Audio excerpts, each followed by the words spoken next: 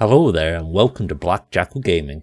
Today we're going to look at the Orc Commandos. This is part of the new Orc Codex. Now these are the sneaky gits of the Codex. They're the guys that are going to go forward when they shouldn't and get into good positions. So they've got a good set of core abilities and keywords. And they've also got two abilities that can be used once per game, which are really good.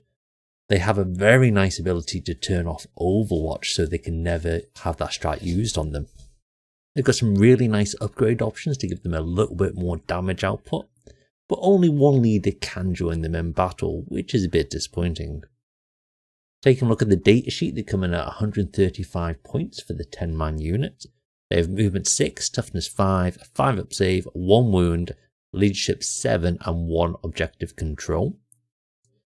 To just point out that they do come with a boss knob that has 2 wounds. They come with the infiltrators and stealth keywords, so they can set up in your deployment anywhere in no man's land as long as they're outside of 9 inches of an enemy model and the deployment zone. And stealth gives them -1 to be hit by ranged attacks. So the ballistic skill for the range profile comes in at 5+. And they're equipped as default with a slugger, which is the pistol keyword, allowing you to shoot when in engagement range. This comes with a 12-inch range, 1 attack, strength 4, 0 AP, and 1 damage. Then they have the burner. This is the flamer, so it ignores cover, and you get torrent, so it automatically hits your opponent.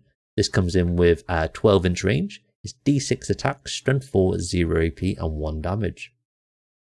Next, we have the Commando Shooter. This comes with rapid fire 2, so when you're at half range, you get an additional 2 shots. Comes in with an 18-inch range, 4 attacks, strength 4, 0 AP, and 1 damage. Then we have the Rocket Launcher. This comes with blast, so every 5 models in the enemy unit, you get +1 to your attack characteristic. It's got 24-inch range, it's D3 attacks, strength 9, -2 AP, and 3 damage. So quite a nice variety of weapons there.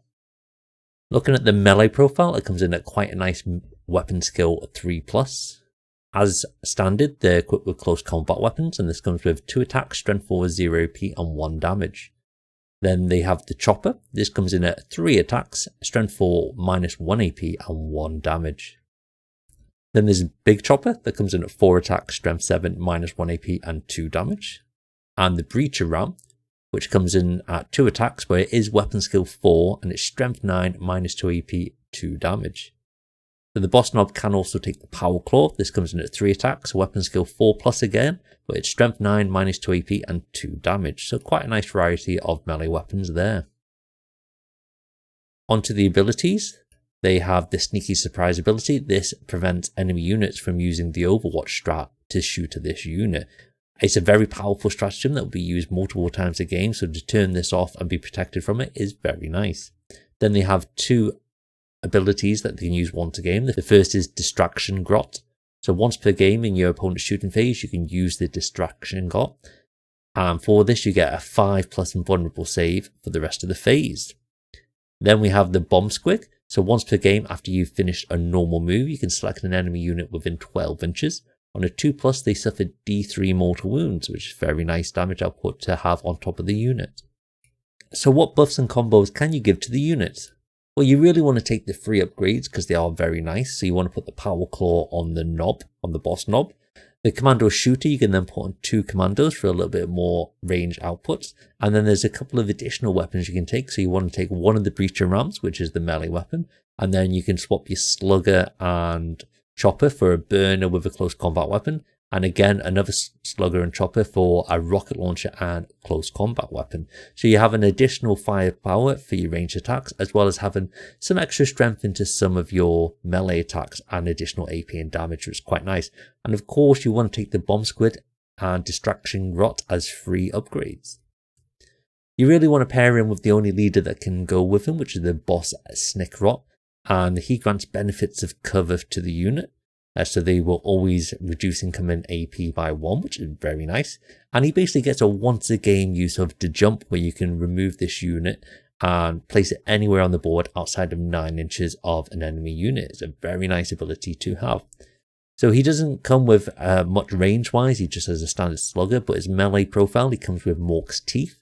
This comes with precision, which allows him to target leaders when in melee.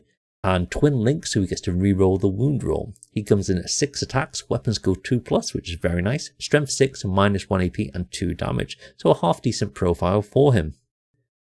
He can really allow you to have early board control because he does have the infiltrator keyword, so you can set up quite advanced. And you do have the stealth keyword with him as well, so you do get that -1 for the unit. You get to keep that ability, so any ranged attacks coming in, you will be able to negate. You also do have that once a game invulnerable save, but if you are going first and planning to use the War, you can then get to use this later on in the game because you have that inbuilt 5+ invulnerable anyway whilst the War is active. So he's really good for this for your early game charges. So if you get first turn and you want to use the War, since these are quite advanced and they're only 9 inches out, they can really push on and do a lot of damage into the unit. And this allows you to keep hold of the distraction grot for later in the game, so you can have a second turn of having that invulnerable save. So when you are in the War, you do get the +1 to your strength and attacks, and you can also advance and charge, which is really nice. This puts you into a nice damage output bracket, because then you're going up to strength 10 on some of your melee weapons, which is a very nice amount to have. That additional attack across all your weapons will really ramp up your damage. You also get the benefits of Gaz's aura, his 12-inch aura for lethal hits in melee. So if you are taking Gaz and you're anywhere near him, especially if you're turn 1, potentially turn 2 charge, you will be getting those lethal hits in melee. They do come with the grenades and smoke keywords, so you can use the core strats for them. The smoke giving them benefits of cover and a -1 to be hit. And then you also do have the grenades keyword, which allows you when 8 inches away from an enemy unit, you get to roll 66, and for each 4+ you do a mortal wound. So combining that with the bomb squig will really allow you to push some mortal wounds in early game. So it's probably best used in the Warhorde. This gives you the sustained hits in melee, and you do have quite a lot of different melee options with a high amount of attack, so the sustained hits will be really nice. You can use the enhancement Follow Me Lads, which gives you +2 to your movement. So then you are quite high on your movement capabilities because you can start off in deployment in no man's land. Then you get that 2+ to your 6 inches of movement. And then with the War, you then do have your advance and your charge. So you can actually make these guys really quick. There's also the stratagem called Here We Go. And this gives you +2 to your advance and charge. So you potentially add in an additional 6 inches onto your movement when in the War. That's really nice on top of the fact that you are advancing and charging as well. And then if you want to use the strat Unbridled Carnage, this gives you the critical hits of 5+ in melee.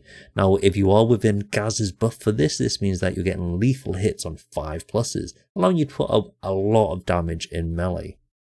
Now, they're not just here for the damage output, these guys. They are very good action monkeys because they do have that -1 to be hit. They can infiltrate. They're relatively cheap for the 10 model unit, and they can get around the board quite quickly. And the jump ability, well, it does allow you to have a charge. And if you've got that +2 to your charge, then you've got quite consistent charges, especially the late game. But you can use this to score victory points as well. If it can put you onto an objective to score you an extra 5 points, or get you behind enemy lines, or potentially engaging on all fronts, you can utilize this unit just to score you victory points, and then lean on something like boys or mega knobs, or even knobs to do a lot of your damage and dirty work during the game. If you like the video, make sure you hit the like button and subscribe to the channel to check out more content. If you want to support the channel, think about applying for the membership. That will greatly support the channel. Or pop across to Patreon, where I do a lot of blogging and there's some memes and there's free access. And then there's some premium access for additional goodies. Take it easy. I'll see you next time.